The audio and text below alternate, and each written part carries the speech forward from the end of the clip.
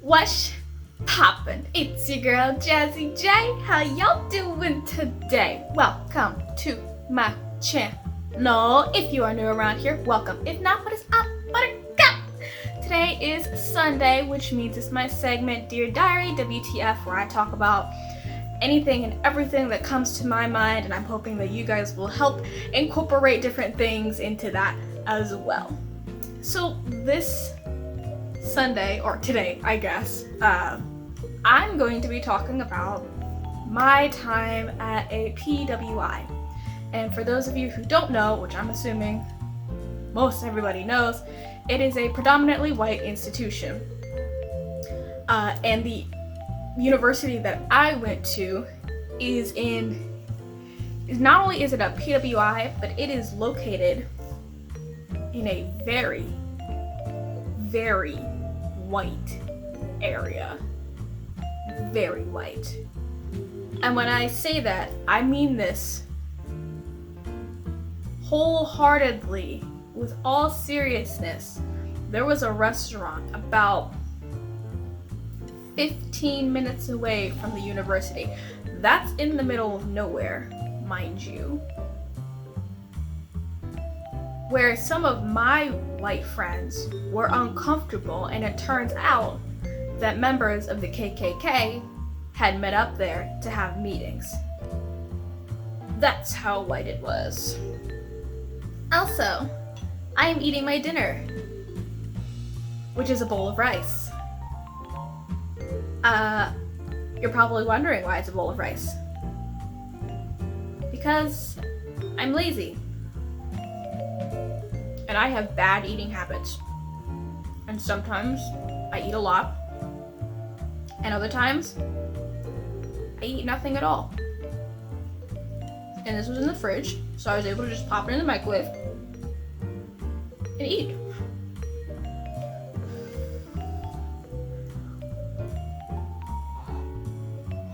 So hot.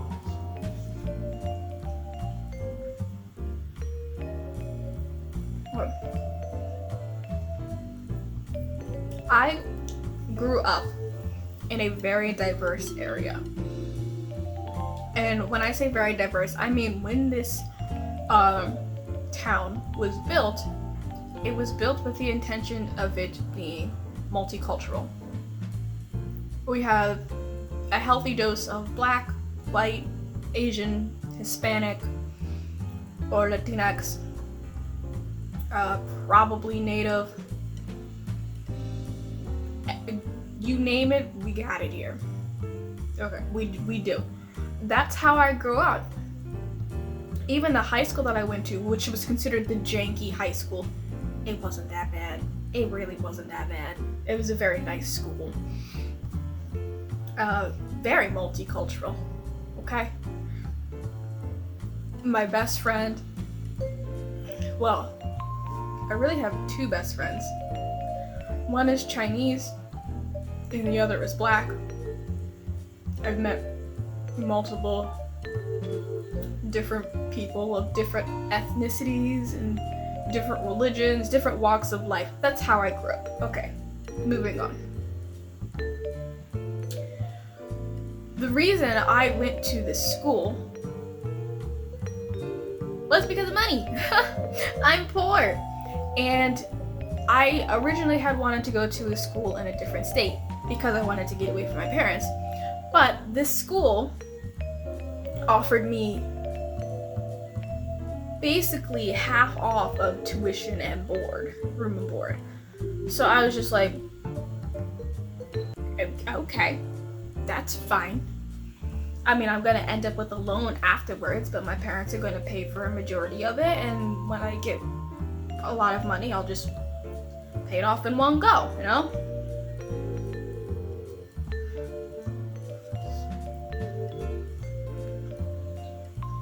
So, this school, when I was going into school, everybody has expectations of what their college or their university is going to look like. I did go to a 4-year institution. did not go to community college. There's nothing wrong with community college. There's nothing wrong with not going to college. So let's just put that out there. But I went to a 4-year university. No, I'm not going to tell you what I majored in. You don't need to know. When I first went there, I knew that it was going to be a very white institution, but I didn't realize by how much. Because when you're a person of color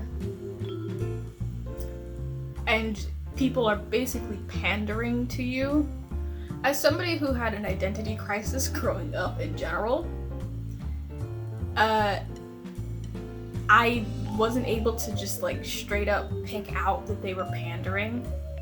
And it was more like, oh, you're another black person. We really need you here so that we can show that we are diverse. We have diversity. We are leagues above everyone else. This was a Catholic institution. I am not Catholic. In fact, I grew up Episcopalian. And when I went to the school, I actually converted away from Christianity. Yeah. Go to a Catholic institution. And one thing that they try to get everyone to do is convert to Catholicism. Nope. Not for this one, no.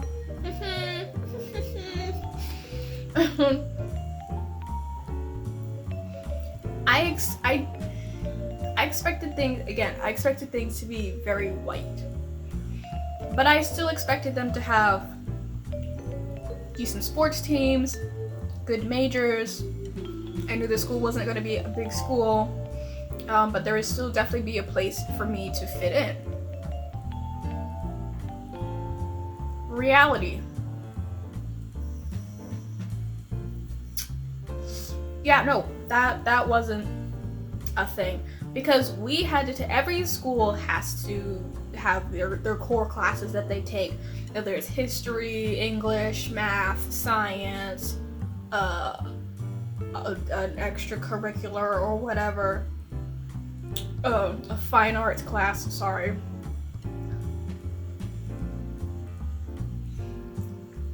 Because it was a Catholic institution, the amount of BS religion classes I had to take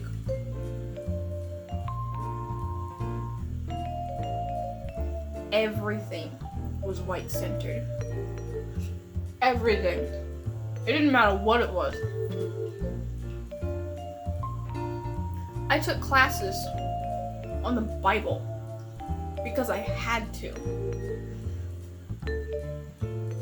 For those of you who don't know, actually, probably nobody knows, me growing up Episcopalian and coming out of high school, I had a very, very tough time with Christianity in and of itself. Just everything about it just rubbed me the wrong way. I didn't like it. I really didn't. And then being force-fed more BS religion through classes. No. I got sick of it. Especially when they started trying to talk about like racism or anything pertaining to black people. And then I was put on the spotlight. Every person of color has been there. We know. You know what it's like. Don't lie. You know. You know. It's just...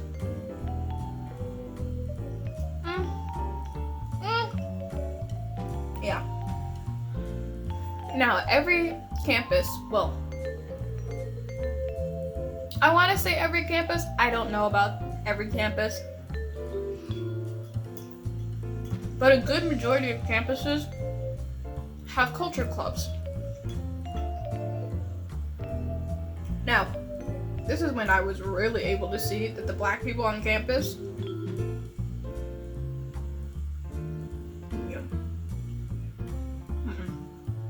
we were literally just a number. The culture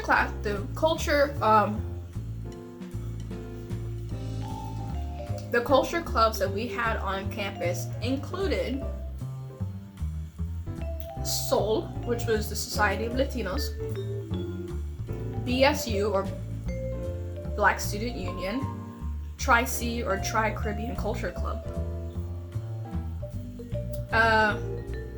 Pan-Africa, which of course is pretty obvious.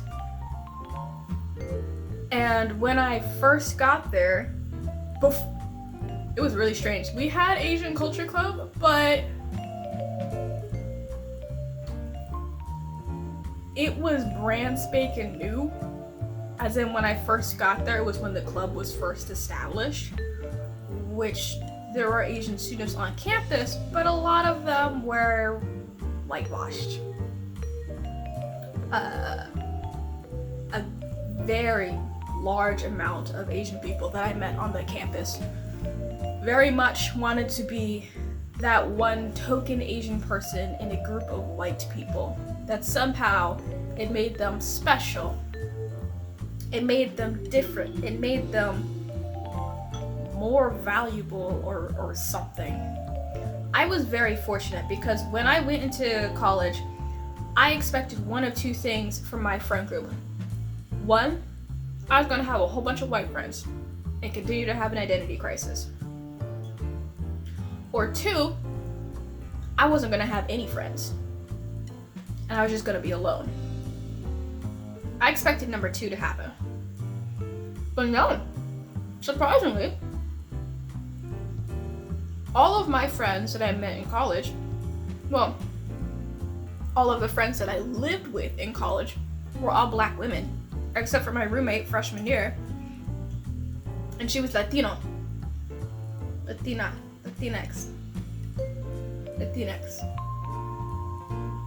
Yeah, Latinx. She was from El Salvador. Pretty sure she was born here, but her parents are from El Salvador. That doesn't matter. She's Latinx. Everyone else in my friend group was Black, and one girl was from Nigeria, one girl was from Cameroon, one girl was from Jamaica. Me, I was born here, and two other friends were born in America. That was my friend group. That was the people that I lived with. And I was pleasantly surprised. I was like, wow, I actually get to hang out with people who look like me. This is nice. I appreciate this. This is nice. So that was definitely a good aspect. But going back to the culture clubs, they got little to no funding.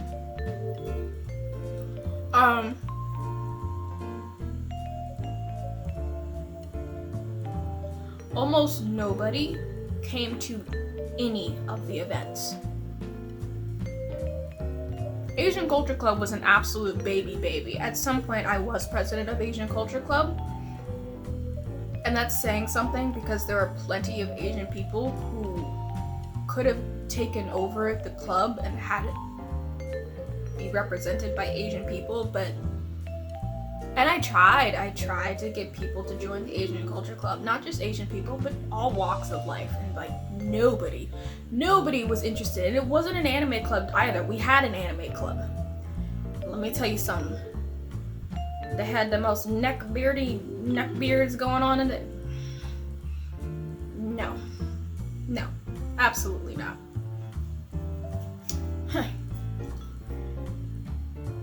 I think we got, and this was only after my third year of being in the university, we got $150 a semester and had to make things work, which, in all honesty, is not that bad. $150 for a club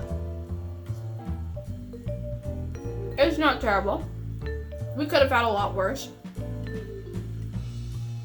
Like when we first started and we had absolutely nothing. Nothing. The only way we were going to make money is by fundraising and getting membership dues. But if we had no members, then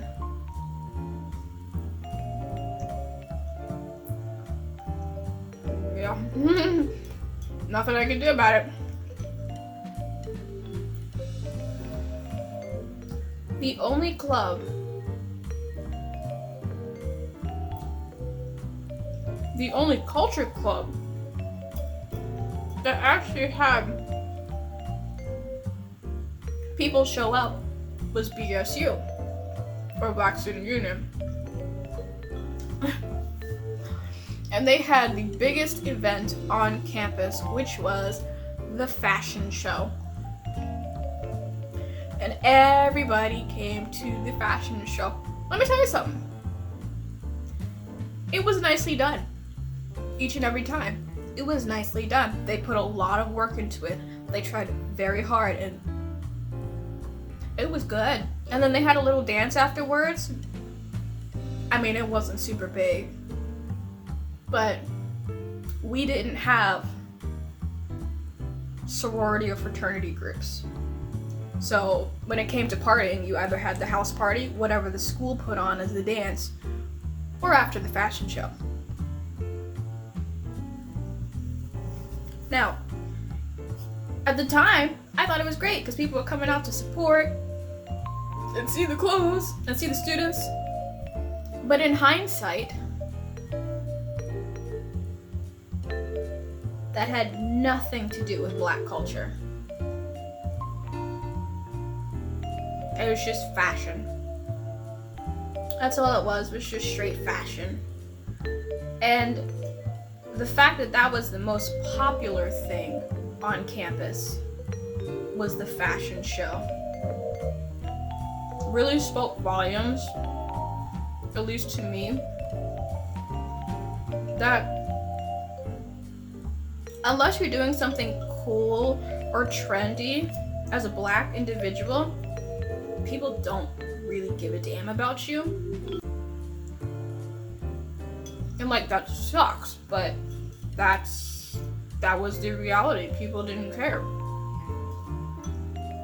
Our school was so small, we didn't have football. The main sport at our school was basketball. Then after that, it was rugby.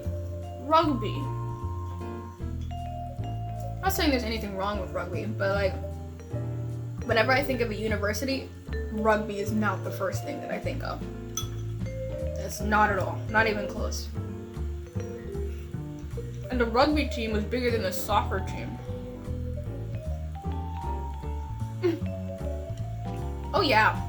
This is a really big thing that I noticed that really solidified that I was at a PWI. Like, overtly blatant racism. Okay. When I tell you my school was small, we had a few dorms, one cafeteria, one library, one auditorium, one academic center, one science center, one music center, and like 6 or 7 churches on campus. There's a lot of churches. I promise you I'm not making a mess. I promise. And for those of you who are judging me eating my rice, it's delicious. Okay? I'm enjoying my rice. I would have made it into fried rice, but I was lazy. So I'm just eating boiled rice.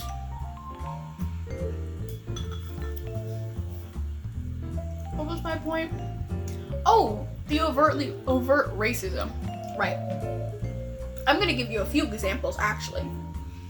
Example number 1 that happened to me personally. I think it was in class or getting ready to go to class or something like that, and I just had to go to the bathroom. So I went to the bathroom, used the bathroom, came out, was washing my hands, and this white girl walks in, and she's like, "Oh my gosh, you're so pretty." And I was like, "Thank you." And then she's like, "For a Black girl." I was like,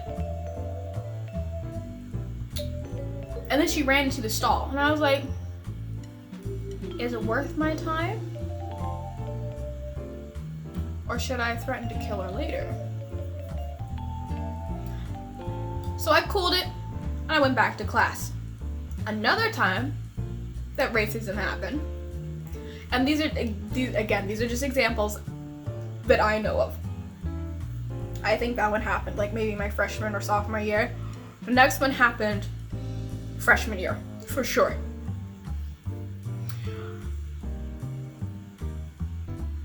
The way that the cafeteria was set up is like you had an upper level and a lower level. And you had the upper level was a cafeteria, and then we had a small little cafe, and down below were all of the clubs and the student activity, the student life, yada yada yada. And then like upstairs to one other section was like the bookstore, where everything was overpriced because it's a university and they were constantly in debt. We had just finished dinner. It was late at night. I want to say about 7 p.m. or something like that.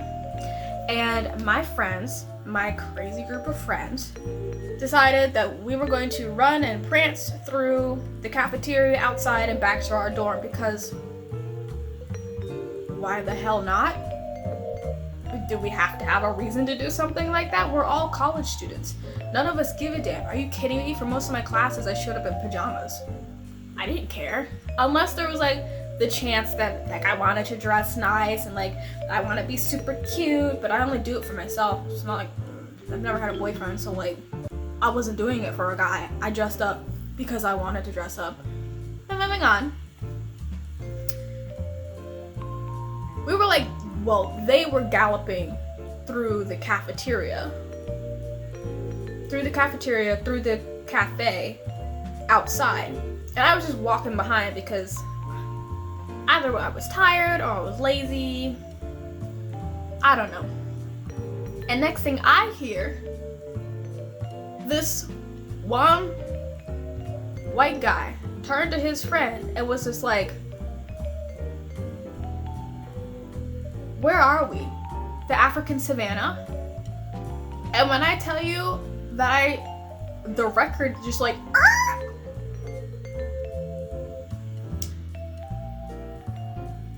I told you my two friends grew up in America. Two of them. I didn't tell you where. One of them is from Baltimore. Like right outside the hood. And the other is from Silver Spring. But she also had kind of a tough life growing up. So I was just like, bet somebody gonna get rocked tonight. So I went outside and I grabbed them and I was like, da da da da da. And they're like, huh? So we walked back in. And now I didn't get a good look at him because I pretty much already passed. I only saw him out of my peripheral when he was saying that. And we had gotten like far enough, and then I had to stop them. Like I had to catch up with them, stop them, tell them, and then walk back. And we walked back inside. I'm pretty sure he was outside at that point. He was outside. And I swear to you, as soon as he saw us walking back in, that man bolted. He was gone. I was just like, I think that was the person.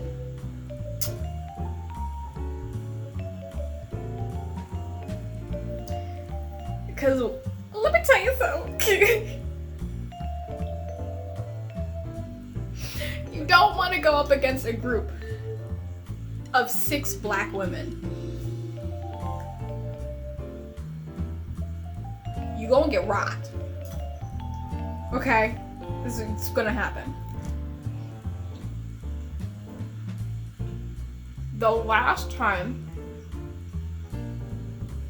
that I remember, like it was big enough for me to remember, was when Trump got elected. And then the racists really showed their faces. At that point, that was sophomore year. So it had to have been fall 2016. Yeah, it had to have been fall 2016. And of course, we were all there praying that Hillary would win. Not that this is not a political channel. I'm not going to go into politics. But let's just say I didn't care for any of the candidates.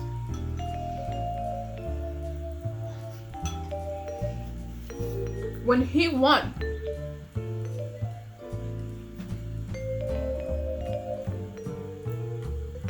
some of the students lost their goddamn mind.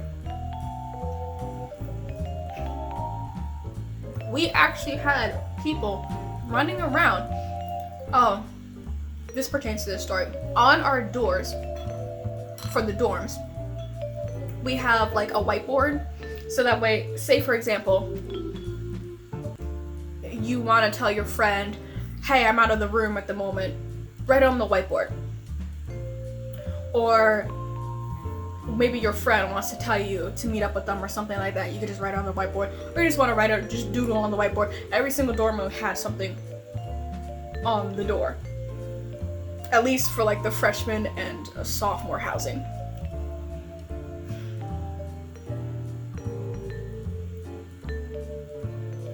These racists went around to specific rooms where they knew black people lived, or were housing rather, and wrote the N-word on them.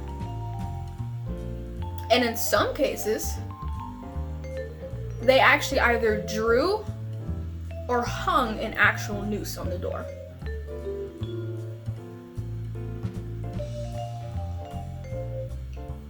Yup. And I'm not lying about that either. I'm not lying, I'm not exaggerating about that. Nope, that was an actual thing that happened. And the people who were students there at the time could tell you, yeah, that actually happened. So, that was a really big thing that solidified. I was at a PWI. And not only just a PWI, a very racist PWI. I didn't know. It was my second year there, and I already paid so much money to go there anyway, so I was gonna continue. I'm not gonna sell my education short for some racist people who got kicked out anyway. I'm just saying.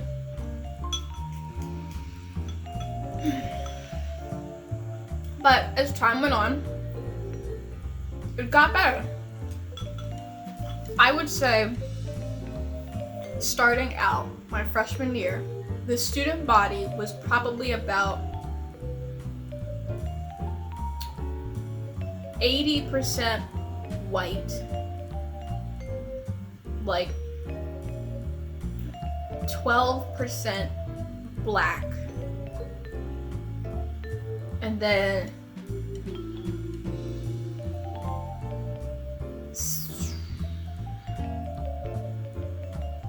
5% Latinx, and then the rest was Asian. Actually, not even that, like 2.95% was Asian, and then 0.05% was Native Indigenous. We had 2, maybe 3 Indigenous people on campus. I don't even know if they qualify as 0.05%. Yeah, but we had a tiny campus, so they really might have.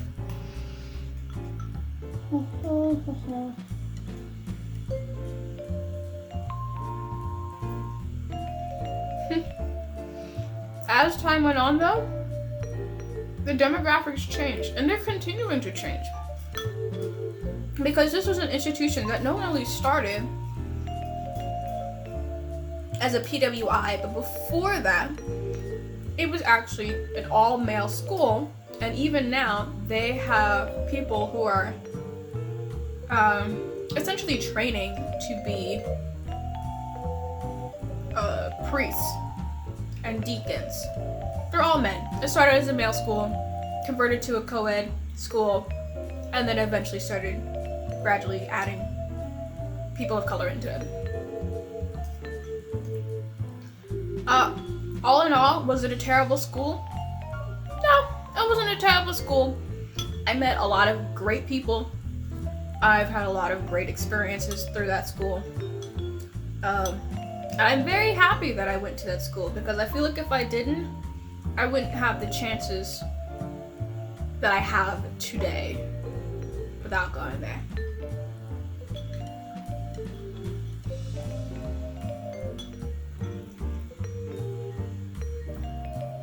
Finish my rice. But yeah. That's it. That's my story. That's not really a story, but you get it. That's all I have for today. That was my time at a PWI as a Black individual. And I'm sure that everybody's experience was different. I'm sure every PWI is different. When it ended, or when I graduated rather, I would say the amount of white students was probably like 60%. Black students was 25%. Latino, I'm probably doing my math wrong, was like 10%. Yeah, and then Asian was like 5%. I think that makes 100. Yeah, is what it is. But yeah, that's it. That's all I had. If you like this, go ahead and leave me a thumbs up. If you want to see more things like this, or have any suggestions that you want me to talk about, drop it down in the comments below. I'll go ahead and link my Instagram right here if you ever have any stories that you want to share anonymously. That's fine. You can go ahead and hit me up on there. Subscribe to my channel because your girl needs help. Gotta help a sister out. Share this video because I would like to get out to the world.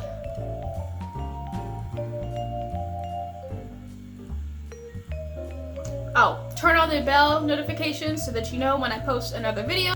And I'll see you guys later. Bye.